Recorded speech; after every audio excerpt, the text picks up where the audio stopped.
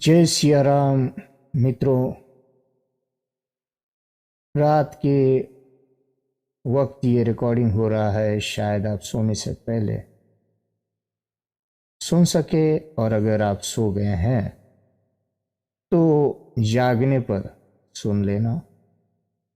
भगवद गीता के बारे में कह रहा हूं कि भगवद गीता में कहा है कि ब्रह्म विद्यायाम योग शास्त्रे श्री कृष्ण अर्जुन संवादे, यानी कि ये ब्रह्म विद्या है, योग शास्त्र है, जो कि कृष्ण और अर्जुन के संवाद में पाया जाता है। कुरुक्षेत्र में, धर्म क्षेत्र में, कर्म के क्षेत्र में। तो गीता का मुख्य उद्देश्य तो ब्रह्म विद्या और योग शास्त्र समझाने का है, पर इसमें और भी कई बातें बाय प्रोडक्ट के रूप में हमें प्राप्त होती है। उसके बारे में अब आपको मैं कुछ समझाता हूं, सुनिए। आधुनिक जीवन की समस्याओं का एकमात्र समाधान गीता का कर्मयोग है। आधुनिक जीवन भौतिक सुख सुविधाओं से भरा हुआ और बाहरी विकास पर ही केंद्रित हो गया है। हमारे अंदर का आंतरिक विकास हम भूल गए हैं। कहीं हम उसे उपेक्षित कर मानव जीवन का संतुलन बिगाड़ चुके हैं और प्लेजरेबल लाइफ, विलासिता और भोग सामग्रियों में मेटीरियलिज्म, कंज्यूमरिज्म से घिरा मानव भीतर ही भीतर अकेला सा महसूस करता है। अपने आप को अपूर्ण, इनकम्प्लीट, रिक्त, खालीपन सा अनुभव करता है। जो सही आनंद प्राप्ति करना है, वही गीता की अहम भूमिका है, जो भोग में नहीं अपितु कर्म में ही जीवन का आनंद लेने का संदेश देती है। सारे विकसित देशों में समान रूप से समस्या बनकर वहां के नागरिकों के समक्ष खड़ी है। वो क्या है?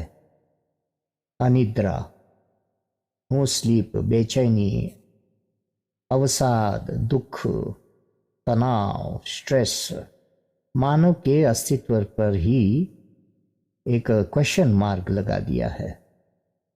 परंतु गीता आज मानव की इन असीमित समस्याओं का एकमात्र समाधान और दृढ़ आधार के रूप में प्रस्तुत है।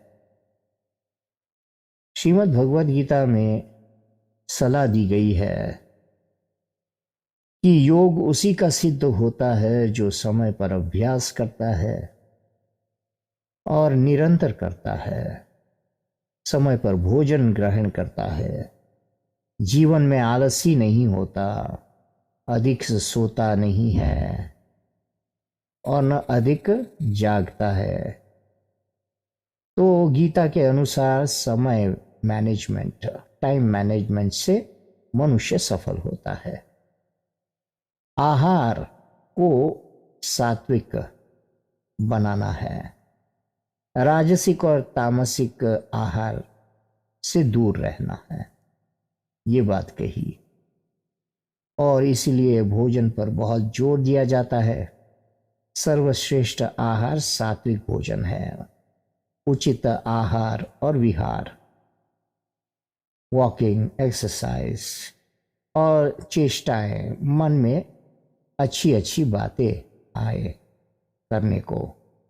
तो गीता की उपयोगिता, उपदेयता ये है कि कर्तव्य का बोध कराती है, सफलता, शांति और संतोष का अनुभव कराती है, ये सब बाय प्रोडक्ट्स जीवन के सर्वोच्च लक्ष्य की प्रगति के लिए प्रेरित करती है, इंस्पायर करती है। संकल्प और आत्मविश्वास को जगाती है, डिटर्मिनेशन और कॉन्फिडेंस।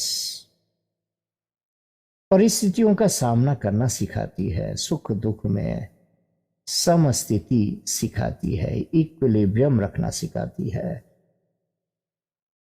तीनों गुणों के साथ तात्विक ज्ञान प्रदान करती है। उत्तम शारीरिक एवं मानसिक स्वास्थ्य के लिए योग सिखाती है। उचित समय पर उचित कार्य का प्रस्ताव रखती है। Demands proper work at proper time. संतुलित भोजन की उत्कृष्टता बताती है। एकांत में अभ्यास की बात सिखाती है। मानसिक विकारों से मुक्ति या आंतरिक स्वतंत्रता की उद्घोषणा करती है। यज्ञ जप तप और दान का मर्मत्व मीनिंग सिखाती है। कर्म अकर्म की स्थिति की विवेचना करती है, डिस्टिंग्विश करती है। निष्काम कर्म का श्रेष्ठता प्रतिपादित करती है। मोक्ष प्राप्ति के मार्ग को उल्लेख करती है कि मोक्ष की प्राप्ति कैसे होती है, ये बताती है भगवत गीता। निष्काम कर्म की श्रेष्ठता प्रतिपादित करती है। श्रेष्ठ पुरुष के लक्षणों को बताती है, कैसे होते हैं डिवाइन पीपल। सात्विक श्रेष्ठ और शास्त्रोक्त आचरण का प्रतिपादन करती है। जीव जीवात्मा संबंध को प्रकाशित करती है, उजागर करती है। वर्तमान युग में भगवत गीता में छुपा है मनुष्य की सारी समस्याओं का हल, समाधान। इसलिए गीता का महत्व संपूर्ण मानव समाज के लिए इम्पोर्टेंट है और प्रासंगिक भी है। ऐसा ग्रंथ है जिसमें सृष्टि के संपूर्ण स्पिरिचुअल पक्षों का यानी कि डायमेंशंस का समावेश है, जिनको पूर्ण रूप से समझ लेने पर भारतीय चिंतन का समस्त सार, एसेंस ज्ञात हो जाता है। श्रीमद् भगवत गीता ग्रंथ को प्रस्थान त्रय माना जाता है। उपनिषद अधिकारी मनुष्यों के काम की चीज है और ब्रह्मसूत्र विद्वानों के काम की, परंतु श्रीमद् भगवत गीता की उपादेयता सभी के लिए महत्वपूर्ण है। अब इसके बाद मैं आपको छोटी छोटी वो कई बाय प्रोडक्ट्स जो भगवत गीता में पाई जाती है ह्यूमन डेवलपमेंट के लिए,